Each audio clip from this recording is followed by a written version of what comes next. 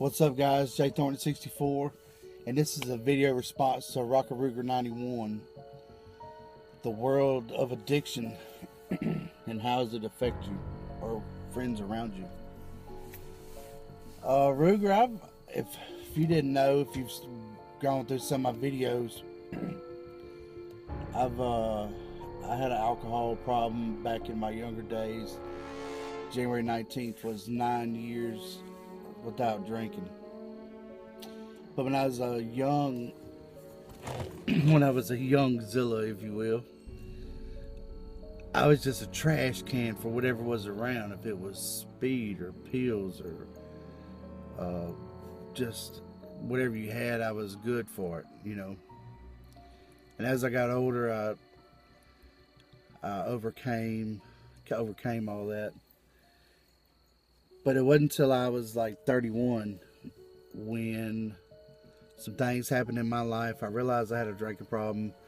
3 DWIs later, the passing of my father, the passing of my mother, that there is a more powerful being than myself that can get me through this. And you said it right. Willpower. Now, a lot of people don't have willpower, or they do today, but they don't tomorrow. Or they go back to that old loop of friends they used to hang out with, and you know, a week later, oh, I can go hang out with little Tommy, you know, today. He's cool. He won't put it in my face, and you know, a week later, you're right back to where you was. So all that time you spent at rehab was wasted, and all the tears in your beers, if you will, were wasted. So I applaud you for overcoming benzos, because that's a tough one to kick. I've the harsh realities of overcoming Xanax and pain pills and drinking and you know, speed and everything. The come clean period, or the my mind drawing a blank. Which one's worse? I think you had the worst one, brother. Drinking was pretty bad, but the pills are pretty bad. They're, I would say, the worst. Now, I don't have nothing wrong with marijuana. I think it ought to be legal everywhere. I don't have nothing against it.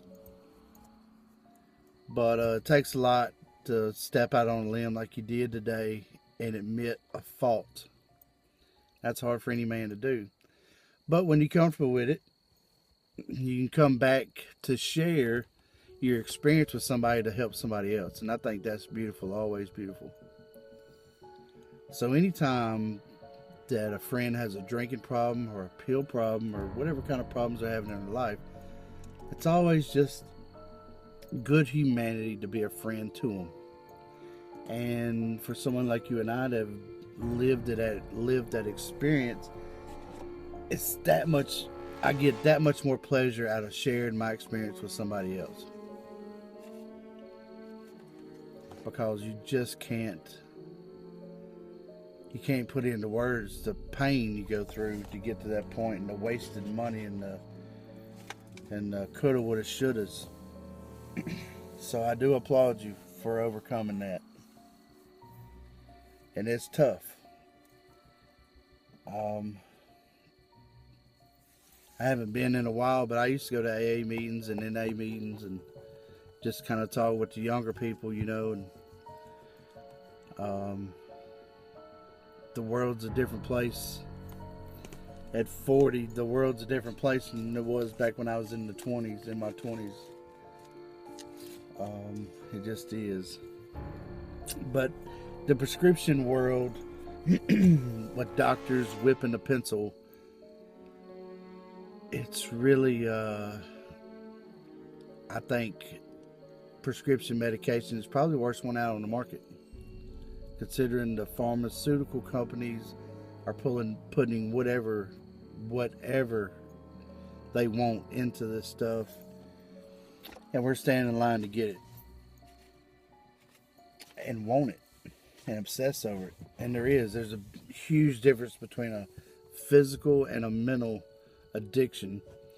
A mental addiction in my opinion, would be like smoking marijuana or smoking cigarettes or chewing tobacco. I stopped cold turkey January 19th of 06. I stopped cold turkey cigarettes, drugs, and drinking. And it wasn't until like 6 years later I smoked one. It was actually on a vacation, and I really enjoyed it. So I'm not even going to be mad about it.